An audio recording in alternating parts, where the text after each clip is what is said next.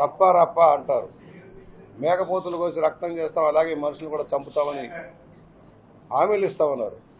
చిరునవ్వుతో ఆయన వాటిని ప్రోత్సహిస్తామన్నాడు జగన్మోహన్ రెడ్డి. నేను అంటున్న అధికారంలో మేము ఉన్నాం, ఆ రప్ప మేము చేస్తే మీ బతుకులు ఏమిటని అడుగుతా ఉన్నాం.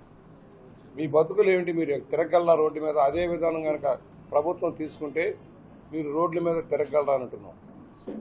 అనేక అవకతవకల మీద, దోపిడీ మీద విచారణ జరుగుతూ ఉన్నాయి.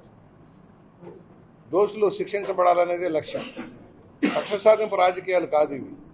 దానివల్ల రాష్ట్రానికి ఎంత నష్టం జరిగింది, ఎంతమంది బాధితులు ఉన్నారు, బాధితుల పక్షాన ప్రభుత్వం తగిన చర్యలు తీసుకుంటామంటే దానికి వక్ర భాషను చెబుతా ఉన్నారు. అసలు 5 ఏళ్ల పరిపాలన, జగన్మోహన్ రెడ్డి పరిపాలన ప్రజాస్వామ్యబద్ధంగా సాగిందా? ప్రజాస్వామ్య హక్కులు కాపాడబడ్డాయా? రాజ్యాంగ హక్కులు కాపాడబడ్డాయా? రాజ్యాంగం ఇచ్చిన ఏ హక్కునైనా మీరు అమలు చేశారని అడుగుతా ఉన్నాం. న్యాయ వ్యవస్థను భ్రష్టు పట్టించడం కోసం చూశారు, అధికార యంత్రాంగాన్ని దుర్వినియోగం చేశారు, ప్రతిపక్షాన్ని అంచడం కోసం ఎన్నెన్నో కేసులు పెట్టి ఆఖరికి ప్రతిపక్ష నాయకుడిని కూడా జైలుకు పంపించిన చరిత్ర మీది. మీరు ప్రజాస్వామ్యం గురించి మాట్లాడుతూ ఉన్నారు. వాళ్ళు జగన్మోహన్ రెడ్డి అంటాను, నేను మళ్ళా వస్తాను. ఎక్కడికి వస్తావా? నువ్వు వచ్చే అవకాశం ఇది. తండ్రిని అడ్డు పెట్టుకుని కొంత ముఖ్యమంత్రిగా భారీగా దోపిడీ చేశావు.